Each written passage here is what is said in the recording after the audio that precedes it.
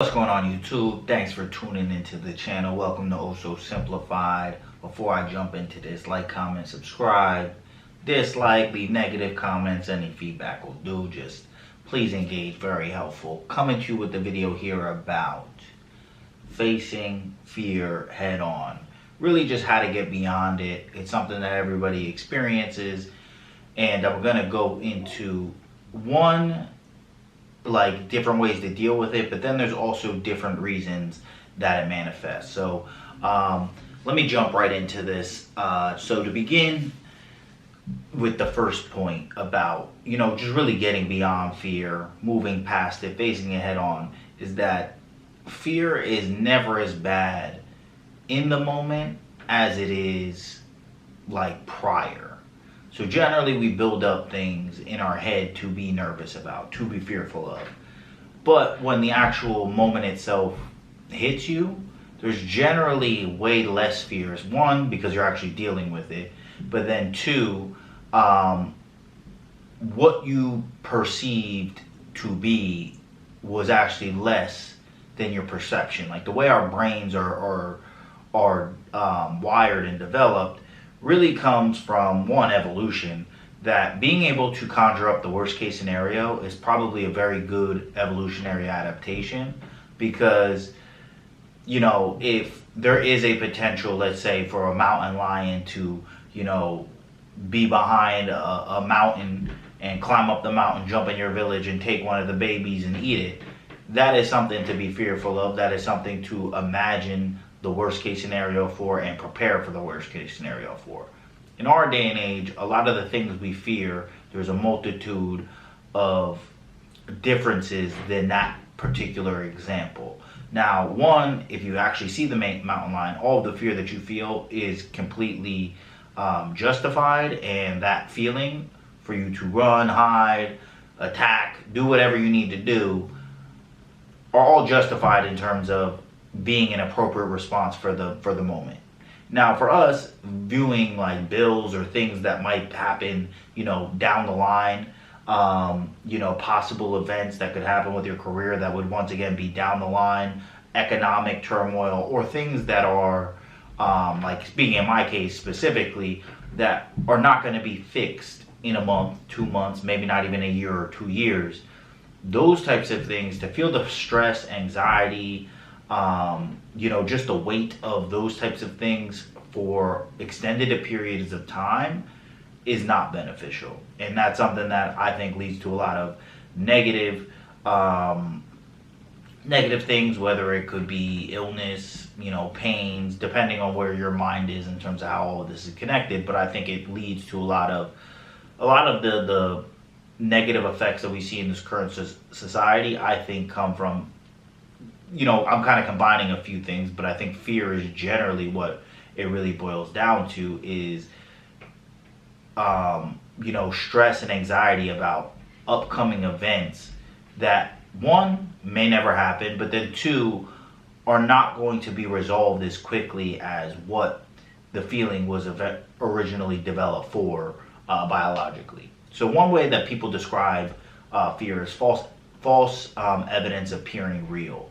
And the thing that's good about this acronym is that it really puts into the face that a lot of the things we fear might not even happen. Mark Twain has a great quote that he says, "I've been through many terrible things in my life, and some of which have happened." And the meaning of that is that a lot of the times the fears that we actually have in our head don't even materialize. So I think, number one, that's kind of like a real first step, is just really understanding that anything that you fear, one, there might not truly be any validity to it.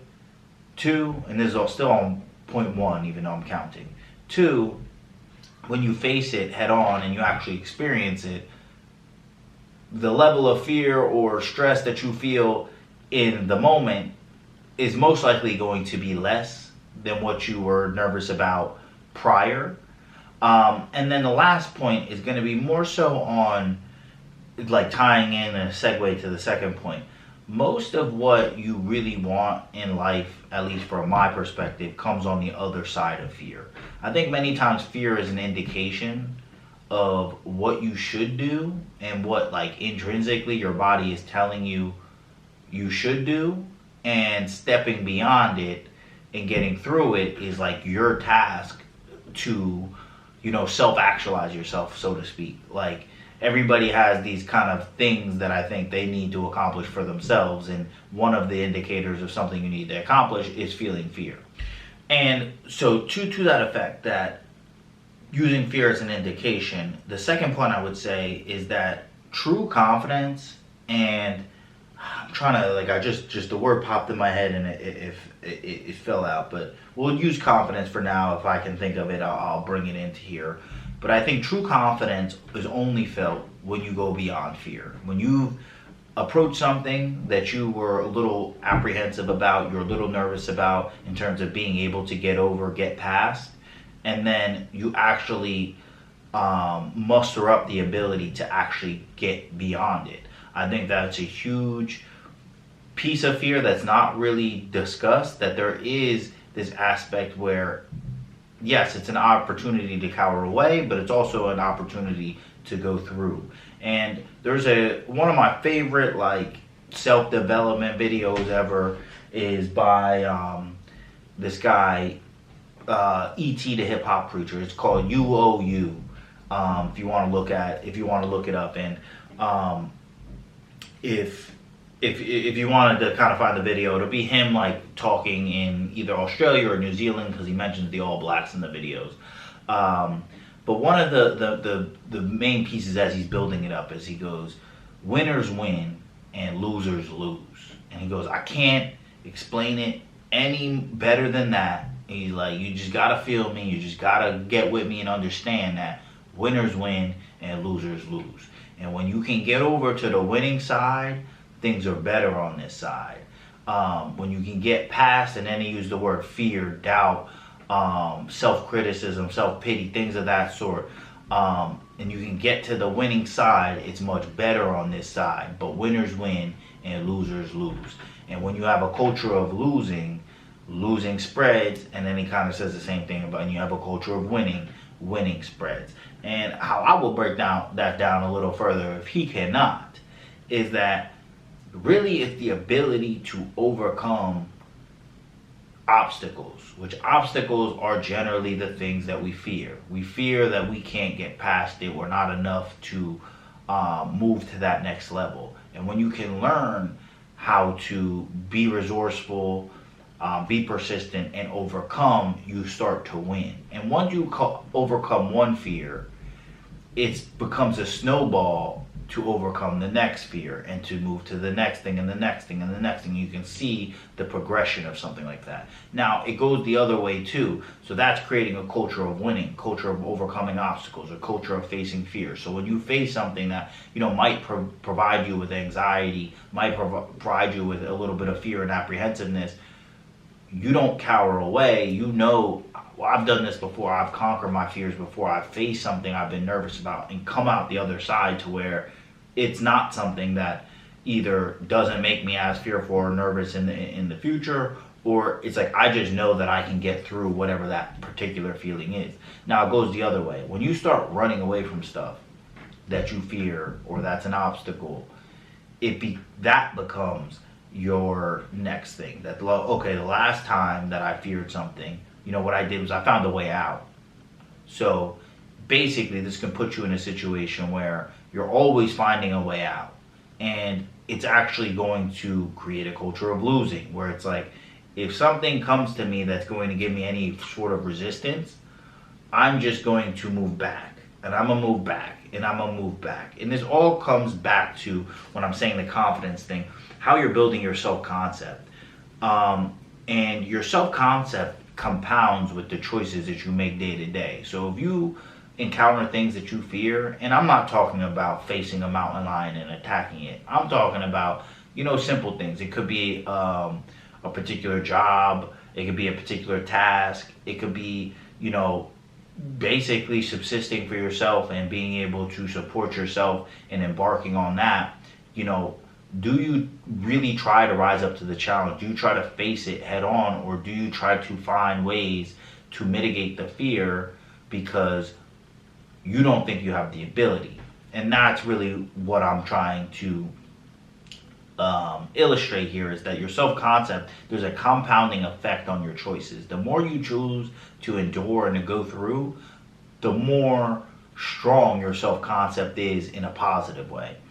And then it goes the opposite. The more you run away, and anything that comes in your way that could potentially be something to fear, you run away from it, you're weakening your self-concept in the sense of, you don't believe in yourself. And that's really where belief and confidence in these words that people just kind of throw out come from. It comes from the ability to look back and say, I'm battle tested. I've encountered this, that, and the third, and I've come out on top. And the last piece really is more so on the other aspect of fear, and it's really owning your life. So in that last point, I was more talking about, and in some respects, the first point, kind of what I would call positive fear. Like, it's fear that's meant to push you. Like, for example, to use myself as an example, I just did a jiu-jitsu competition this Saturday, which was like 2 days ago. It's Monday when I'm shooting this. And there was nobody at my weight class, and honestly, I didn't cut any weight, so I was in the 60s, 160 something, and so I was in the 170 weight class. There was nobody in my weight class. The only people were in the 205 weight class. And then they basically asked me, do you we can give you a refund, or if you want to go 205, you can go 205. And this is at a higher level division in terms of jiu-jitsu. It's at purple belt. And I was like, you know what?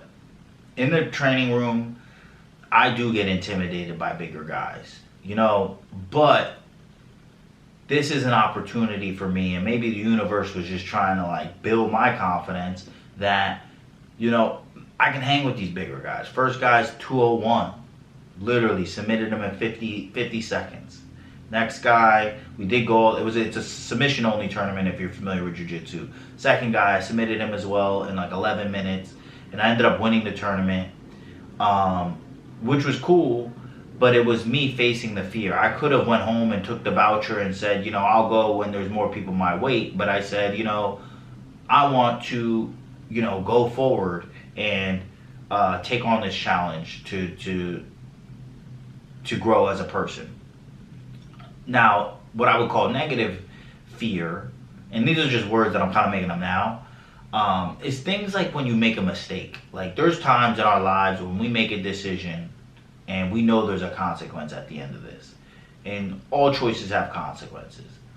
And there's a consequence, you did what you did, and now you're scared of meeting the maker and whatever that consequence may be.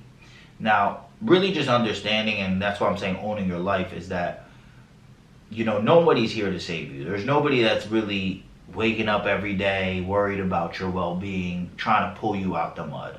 You're the only person that's going to be able to pull yourself out the mud. Now, sometimes it's just there's just a long way to go, and that's your fear. But sometimes you put yourself in the mud. You made a conscious decision. The one that I brought up many times is entrusting my friend to basically redo my whole kitchen, and he basically left me high and dry, and I had to put it together and go in a lot of debt. I had to just face that head on, that there was this decision I made. Now, there was a choice I made that put me in that decision, in that predicament, and I have to face it head on. I can't sit here and be blaming other people, and once again, it's that culture of losing. I could run away from it and try to delude myself that I didn't make certain choices to entrust somebody to do something that I had you can use the word red flags, but I had basically information that, this might not be the best person to entrust. You entrusted them with something that was way lesser, and they didn't really, in some respects, uphold the agreement. So why would you expect them to something that's really putting yourself on the line and expect them to uphold the agreement? So I had to accept those consequences, and still to this day, there's,